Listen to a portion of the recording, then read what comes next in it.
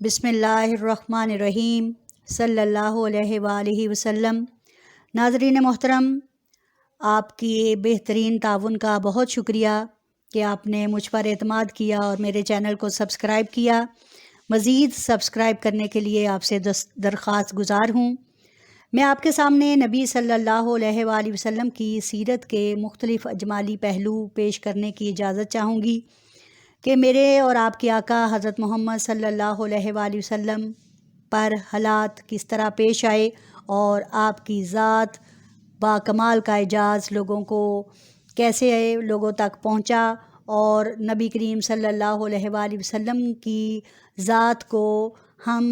دیو ملائی ذات سے ہٹ کر ایک ایسی ذات کی شکل میں دیکھیں کہ جو سراپائے رحمت تھے، جو سراپائے حسن و جمال تھے۔ نبی صلی اللہ علیہ وآلہ وسلم 12 ربیع الاول عام الفیل 22 اپریل 570 کو سوموار کے دن دنیا کے مشہور شہر مکہ مکرمہ میں پیدا ہوئے۔ یہ تاریخ انسانی کا سب سے روشن اور مبارک دن تھا۔ آپ صلی اللہ علیہ وآلہ وسلم کی پیدائش کے کئی غیبی کرشمے بھی ظاہر ہوئے، اور آپ صلی اللہ علیہ وآلہ وسلم خاندان قریش کی ایک شاخ بنو ہاشم میں ہاشم سے تعلق رکھتے تھے۔ آپ کے والد محترم کا نام جناب عبداللہ اور آپ کی والدہ محترمہ کا نام حضرت سیدہ جنابہ آمنہ بنت وہب تھا۔ آپ صلی اللہ علیہ وآلہ وسلم کا ددھیال کا تعلق مکہ مکرمہ سے، جبکہ ننہال کا تعلق مدینہ منورہ سے تھا۔ آپ صلی اللہ علیہ وآلہ وسلم کے والد حضور آپ صلی اللہ علیہ وآلہ وسلم کی پیدائش سے 2 ماہ یا 6 ماہ قبل اس دنیا سے رخصت ہو گئے، اور آپ صلی اللہ علیہ وآلہ وسلم ایک در یتیم کے طور پر دنیا میں تشریف لائے۔ آپ صلی اللہ علیہ وآلہ وسلم کی ذات کا حصار اور خوشبو اور معطر فضا ابھی برقرار تھی کہ کچھ ہی دنوں بعد آپ صلی اللہ علیہ وآلہ وسلم کی صحت کے متعلق یہ طے پایا کہ آپ صلی اللہ علیہ وآلہ وسلم کی تربیت کے لیے، پرورش کے لیے، فصاحت و بلاغت کے لیے مکہ سے باہر انتظام کیا جائے۔ چنانچہ آپ صلی اللہ علیہ وآلہ وسلم کو دودھ پلانے کے لیے بنو سعد کی ایک عظیم خاتون سیدہ حلیمہ سعدیہ رضی اللہ تعالیٰ عنہ کے سپرد کر دیا گیا۔ وہ آپ صلی اللہ علیہ وآلہ وسلم کو لے کر اپنی بستی میں داخل ہوئیں، لیکن اس بستی میں داخل ہونے سے قبل جس اونٹ پر سوار تھی اس کا اعجاز دیکھیے کہ یہ وہی اونٹ تھا کہ جب بچے کو لینے آیا تھا تو اس سے چلا نہیں جا رہا تھا، لیکن وہی اونٹنی تھی کہ جب آپ صلی اللہ علیہ وآلہ وسلم کو سوار کیا تو بھاگی بھاگی کائنات کے سردار کو اپنی کوہان پر سوار کیے وہاں پہ ان کی بستی میں داخل ہوئیں۔ پھر حضرت حلیمہ سعدیہ کے گھر میں بے شمار آپ صلی اللہ علیہ وآلہ وسلم کے اعجازات ظاہر ہوئے۔ آپ صلی اللہ علیہ وآلہ وسلم کا حور و غلمان کا آپ صلی اللہ علیہ وآلہ وسلم کو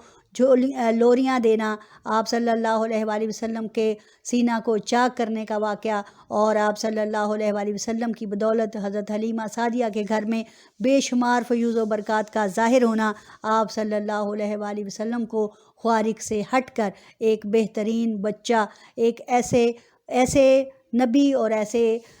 شخصیت کا درجہ حاصل ہوا کہ جس کی مثال پوری دنیا میں نہیں ملتی۔ آپ صلی اللہ علیہ وآلہ وسلم اس ماحول میں پرورش پا کر 5 سال کی عمر میں اپنی والدہ محترمہ کے پاس تشریف لے آئے۔ جب آپ صلی اللہ علیہ وآلہ وسلم کی عمر مبارک 6 سال ہوئیں تو حضرت بی بی سیدہ آمنہ آپ صلی اللہ علیہ وآلہ وسلم کو لے کر مدینہ منورہ اپنے ننہال لے گئیں۔ واپسی پر آپ صلی اللہ علیہ وآلہ وسلم کو ان کے والد محترم کے بارے میں حالات بتاتی جاتی، ان کی محبت، ان کے چیزوں کے بارے میں تفصیل سے ان کے حالات ذکر کر رہی تھی کہ خود بیمار پڑیں، اور مدینہ منورہ کے قریب مقام ابوا پر ان کا وصال با کمال ہو گیا۔ اب آپ صلی اللہ علیہ وآلہ وسلم پر دکھ کی ایک اور گھڑی آن پڑی کہ والد محترم پہلے نہیں تھے، اب والدہ بھی دنیا سے رخصت ہو گئیں۔ اس کے بعد آپ صلی اللہ علیہ وآلہ وسلم کی پرورش کا ذمہ حضرت جناب عبدالمطلب نے خود لے لیا، اور جناب عبدالمطلب آپ صلی اللہ علیہ وآلہ وسلم سے اس قدر محبت فرماتے تھے کہ جب کبھی خاندان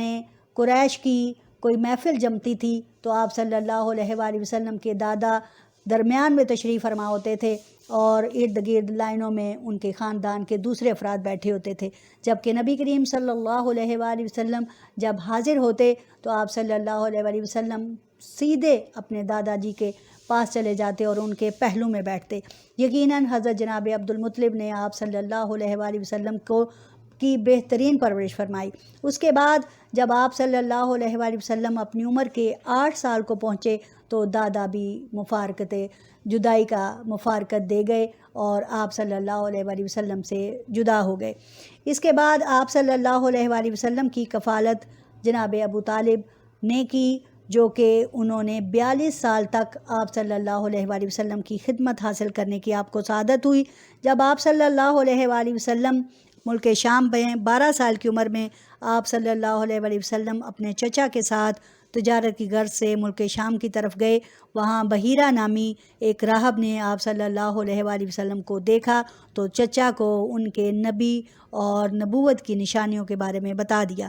اس کے بعد جب آپ صلی اللہ علیہ وآلہ وسلم 14 سال کی عمر میں پہنچے تو آپ نے قبیلہ قیس کے ساتھ ہونے والی جنگ میں شرکت کی، جسے حرب فجار کہا جاتا ہے۔ آپ صلی اللہ علیہ وآلہ وسلم نے اس جنگ میں اس طرح حصہ لیا کہ انہیں تیر پکڑاتے جاتے تھے، لیکن اس جنگ میں شمولیت کے بارے میں آپ صلی اللہ علیہ وآلہ وسلم سے جب کبھی پوچھا گیا تو آپ صلی اللہ علیہ وآلہ وسلم نے فرمایا کہ اگر مجھے 100 اونٹ دیے جاتے اور کہا جاتا کہ اس جنگ میں شرکت نہ کرو تو میں وہ 100 اونٹ لینے سے انکار کر دیتا۔ اسی طرح آپ صلی اللہ علیہ وآلہ وسلم جب اپنی عمر مبارک کے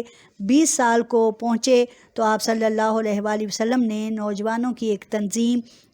میں شرکت کی، جسے حلف الفضول کہا جاتا ہے، جس کے اندر آپ صلی اللہ علیہ وآلہ وسلم نے نمایاں کردار ادا کیا۔ آج انشاءاللہ اتنا ہی کافی، اگلی ویڈیو میں آپ کو اس سے زیادہ اگلی سیرت کے بارے میں انشاءاللہ آپ کو مطلع کروں گی۔ وآخر دعوانا الحمدللہ رب العالمین۔